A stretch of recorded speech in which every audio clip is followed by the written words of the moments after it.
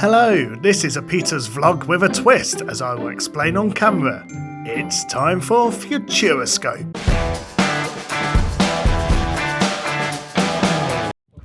Hello everybody, welcome to Futuroscope. I've just stayed in Station Cosmos, which I'll show you a little bit about.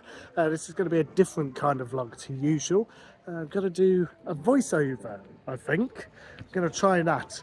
Show you some lovely B-roll that I'll get, because most of this is shows and indoor simulator type rides, and I don't have any way to film those, to be honest. So, without further ado, let's have a quick nosy at what I've done at Fantasyland, at Futuroscope, and how I rate all the attractions. Hopefully you'll enjoy this kind of thing. If you do, like and subscribe, let me know. Or if you prefer the other vlog style things, also let me know. I'll definitely be coming back here, and I could be doing a normal vlog in the future. Futuroscope. And now I'm a disembodied voice. Ooh, scary. Entering the park felt very new and modern. Since visiting, I've come to realise that the entrance area was brand new last year, which makes sense. It gives a large contrast to what you see when you leave the entrance area. A large city-style theme park with floating walkways and impressive architectural buildings. My first impressions were that this was a French EPCOT, and upon reading I had realised again that it was very much based off EPCOT, so good job there, I suppose. There's a park map, which is almost definitely a requirement for this park. They have multiple languages, very handy for us. If you aren't French, then fear not, as the map says. They have an app to be able to translate attractions, more on that later. And they also gave a couple of French phrases for you to use inside the park. That was very handy. The map itself gives a good amount of detail to what attractions and shows are available, whether you can use the app for translation, etc. The translation app is incredibly useful for areas where it works. It's strange in that it isn't built into the Futuroscope app. You have to download a different app entirely called Listen Wi-Fi. You then had to connect onto the local Wi-Fi at each attraction. This didn't always work and was difficult to connect, or didn't work at all. Though be warned, some attractions such as Tornadoes only have the pre-show translated, with the main show in pure, lovely, beautiful French. There was a better experience at the next part we visited, which is Peu de Fou. I can't pronounce that at all, can I? And I'll talk about that in my next vlog. With all of this in mind, it was time to enjoy the attractions. As I didn't film on any of the rides, because I didn't have any camera equipment for this, I've decided to show it this way, voiceover B-roll, to try and show off the park it best I can. I will announce the names of the rides and attractions I've experienced, like Charles does in our popular All Rides Rank series, and like Charles, I'll be badly butchering the French names. However, I will then be slapping a rating on the attraction and then explaining my thoughts on it. Hopefully this plays off well and creates an enjoyable experience for you lot. Let's see. La Vienne Dynamique. Rating 4 out of 10. Now this attraction I actually did twice, mainly because I rode it first without realising about the translation app, and then I wrote it again with the translation app to understand what the hell happened. Essentially, to give some background on Futuroscope, this park was built and owned by the local government and was used to bring tourism into the area. The area is called La Vienne. To go with this, they built a simulator attraction to advertise the local area by utilising a strange film about a person who oversleeps on a train and misses their stop to get to his wedding. And he stops the train to run into a forest where he meets a tree thing that gets him to the wedding via showing off the local area by boating, flying, car racing. It's incredibly weird and dated. The building outside is supposed to have a waterfall on the outside, but as of this year, it's not working. It also has a pre-show which features the most boring advert for the local area. However, this is actually new for 2025. The main attraction is a violent simulator, unnecessarily violent. with additional water effects. I have to say, watching it with the English translation helped, but it didn't make the attraction any better. It is filmed in the 90s though, so it's impressive in itself that it has continued to go ahead. Overall rating for a weird tree ride, as I like to call it, it's a grand old 4 out of 10. Apologies for butchering this one. Chasseurs de Tornades. Rating 9 out of 10. So here you enter a very weird shaped building called the Centre for Extreme Weather. It's quite unassuming from the outside, but as you enter and go into a lab, there's plenty to look at. It's a meteorologist's workshop. Eventually you head into a pre-show, with English translation, where you're introduced to a cool dude with a car that can drive into the centre of a tornado for some reason, and then we head off just to do that. In the next room you are seated in a large theatre surrounded by LED screens. You then experience what has to be one of the best attractions to date. It's difficult to explain, but the room moves, there's lots of physical effects as the screen divides up to show a physical set piece with real actors running around and interacting with the screens again. Honestly, this attraction blew us away, and if it had a translation in the main show, then I'd rate it a 10 out of 10. I can kind of understand why they haven't, because it's a moving ride and you could lose your earphones, etc. But yeah, it's just fantastic. We wrote it again because we loved it so much. 9 out of 10, purely down to a lack of translation in the main show. Sorry. Arthur. Rating 4 out of 10. So, Arthur. Having been on Arthur at Europa Park, which is an amazing dark ride roller coaster mix by the way, I was intrigued to see what featured here. Go inside this very glassy building and you experience a queue line very similar to Europa Park's. It's very Kingdom of the Minimoys. You then go into a lift and into a queue on another floor before eventually being loaded into a very small simulator. Now this attraction did have translations on the app, however it wasn't picking up anything apart from the background noises with no speech, so that didn't really help at all. The ride itself wasn't much better. The sound quality is very poor with only half the speakers working. There was no surround sound at all. The attraction itself is a bit dated as the CGI wasn't very good, nor was the movement of the simulator, which is a very old-fashioned shoebox style attraction like the Simpsons ride at Universal Studios Orlando or the old race to Atlantis at Phantasialand, if anybody remembers that one. It was quite boring and ultimately quite disappointing. The only feeling I had at the end was a sickening feeling from the movement of the attraction. It's a 4 out of 10.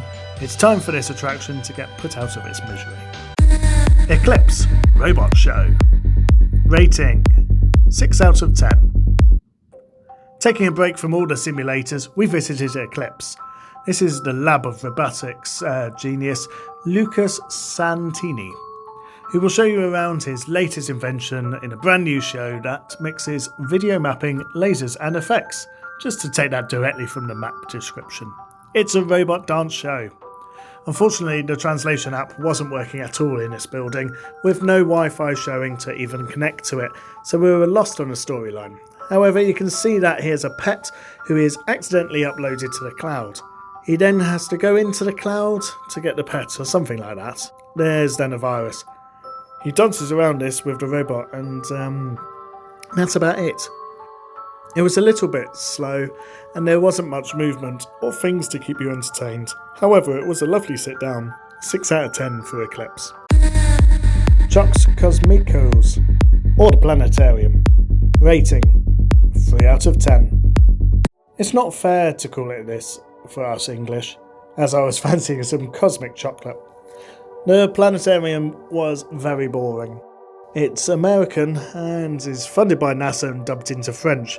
They have the translation app for it, which helped, and it translates it back into the original film. It's educational, but again quite dated. It's a waste of a time, but it's a good sit down with comfy seats. It's just presented in a very old way, because it's an old film I suppose. It's educational obviously, just not very exciting. But you do exit into a massive space-themed shop, which is probably the only highlight. But as someone who genuinely quite likes planetariums, I was walked away from this bitterly disappointed. 3 out of 10. Food station.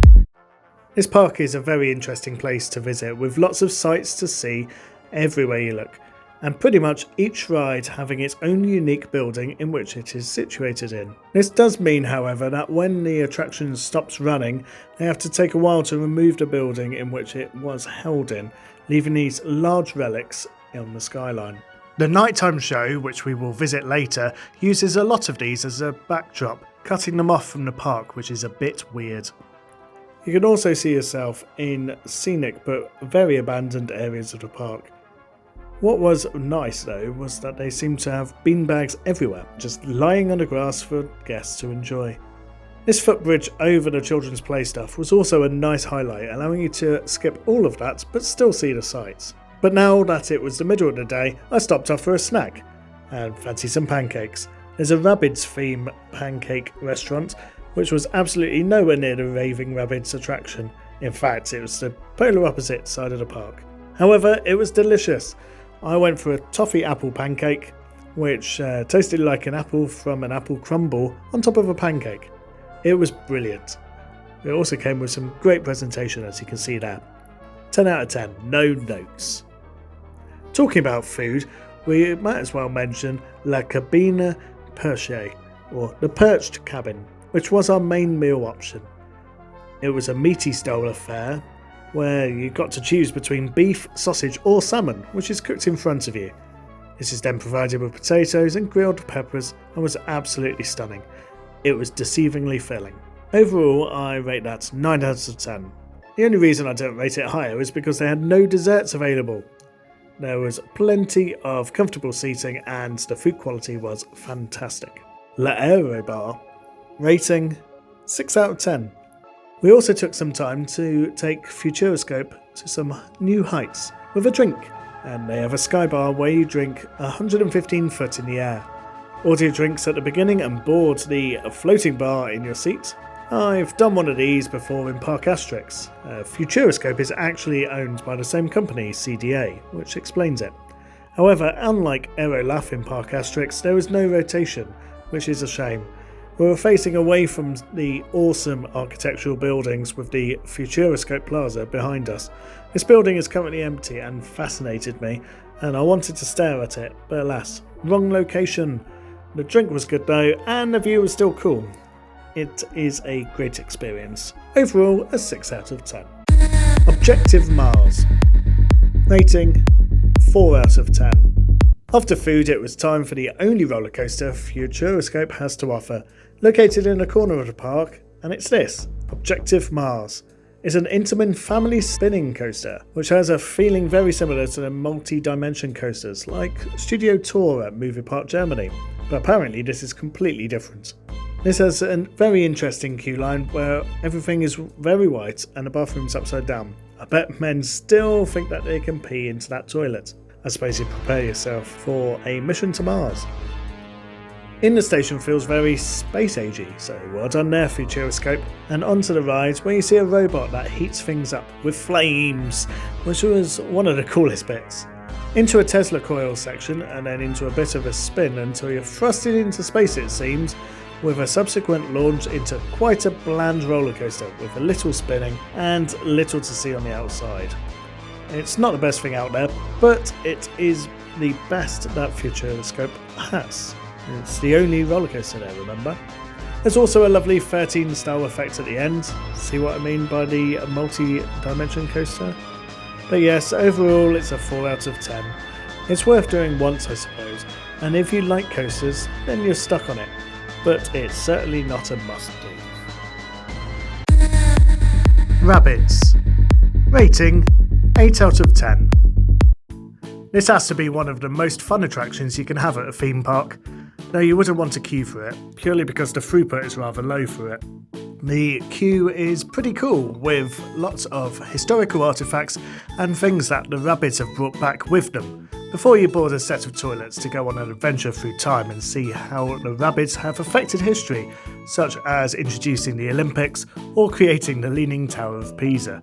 The toilet seat moves, and the attraction overall is just very, very silly fun. It's very, very enjoyable. You just keep going into space and time flying by. I really enjoyed that. It's well thought out and well executed. Before the Minions was the Rabbids, which is better. 8 out of 10. Re-rideable silliness. Mission Bermudas. Rating 10 out of 10. Next up I tried Mission Bermudas. Hidden behind a little jagged rock entrance, this ride is a brand new Mack rocking boat ride and was the newest attraction at the theme park opening in 2025. The ride itself is a rollercoaster track with a boat that seemingly disconnects with the track when it's in the water, reconnecting again to do some more thrilling elements. To sum this attraction up, it is absolutely fantastic. Bear in mind it is in French with no translations. After leaving the station, you go past a series of rocks and geysers, making it feel like a thrilling motorboat, before heading towards a typical rollercoaster track with misters around. You then head up into a more rapid style section where we had huge waves. No other boats seemingly got this wet, but we got absolutely soaked. There's then a scene in the dockyard area, again not understanding exactly what's happening as it's all in French. We then get quickly dragged backwards into a test area style evacuation zone. It's incredibly well themed and it feels like you shouldn't be in there. And then you go up on a spinning lift to the final drop section, which I've filmed here. You can see that this area looks particularly fantastic at night. It's a great attraction and really re-rideable. Honestly, I couldn't give it any notes to improve. 10 out of 10 attraction, and it's worth visiting Futuroscope alone just for this attraction. The modern technology on offer at this water/roller coaster ride is truly next level. Everything just seems to be well created and constructed, leading to a constantly thrilling adventure. I'd say this would be a great attraction to replace the park's rapids and log flumes as they come up for removal in other parks. After all that, it was time to visit the gift shop. Some guests would take time to leave the park and visit the hotels such as Station Cosmos, a futuristic planet-based area which we stayed in when we were here, and a review of that will be on the channel in the future. Others would visit Aquascope. Aquascope Water Park. It's a brand new for this year and it's in a very new style, futuristic. It's very cool. It's got 4 sections to it, a well-themed kids section, an awesome interactive area with projection mapping, etc., an outdoor section, and then a section with all the flumes. This place was too busy for us, but the interactive area is stunning. There's a mist room, a slow rapids area, water effects, a water style show thing where you're introduced to the mascot called Cracky. It was brilliant. But for us, it's time to visit the gift shop we mentioned, remember? And let's have a quick nosy around the gift shop, which has Mission Bermudas, things, snake, generic, but also some IPA and some mug mystery remains. €12.90. Or you've got the flying theatre, which I haven't done today. Voyage. Or Bermuda Triangle again with the tops. Very generic. €25 was a top I saw earlier. And €40 for a hoodie. Nice. Onto Tornadoes, where you can buy the dog. It's quite cool. The dog is quite a big part of it. And tornado signs. Bags. It's quite cool. And you've got the Rabbids section over there where you can buy those Rabbid merchandise. That tornado top's actually really quite nice. That's €25.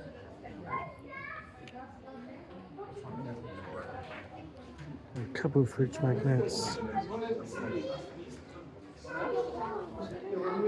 the Rabbid section.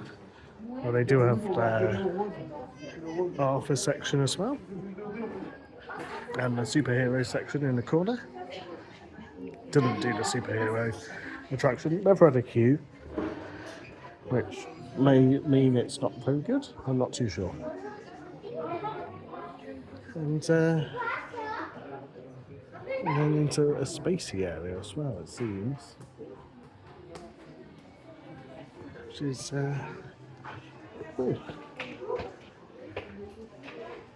generic.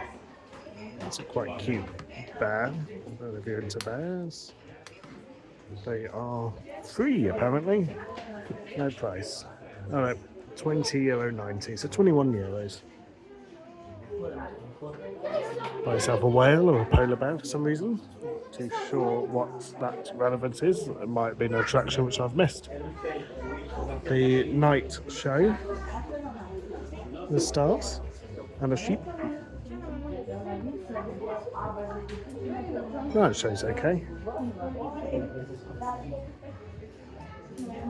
More night show.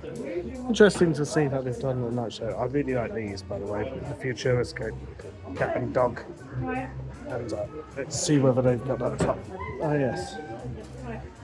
See you soon on the moon. That's really cute. Shame they don't do it in adult size. But for children, €15. Very cute indeed.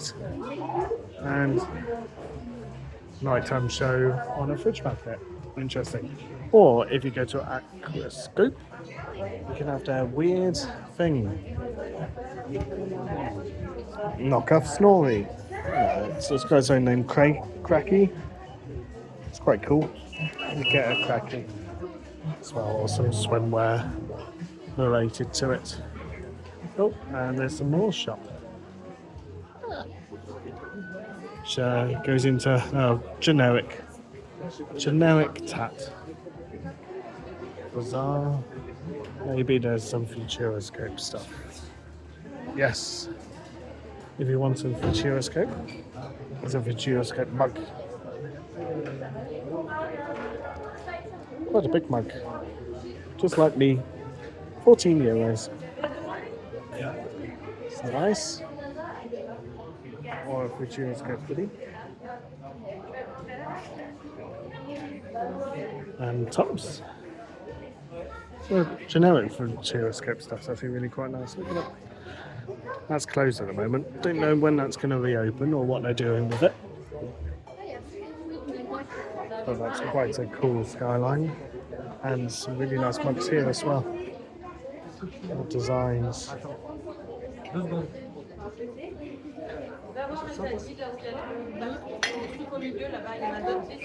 €13 for the skyline. You can have it on bags and all sorts of stuff like that. And Futuroscope. So yeah, generic NASA. Or some local products, because they're big on their local products too. And that is the Spatium Bazaar. La Clé des Songs, or The Key to Dreams. Rating 7 out of 10. At the very end of the night, as the park closes deliberately late to take in the darkness, we have an epic nighttime show which combines a live actor with water effects, a water screen with projection on it, lasers and pyrotechnics. Summing up this show, it seems to be a young designer that gets pulled into this digital world. She then has to fight against an evil being that looks like a grumpy bear, to then eventually pop back out into the real world.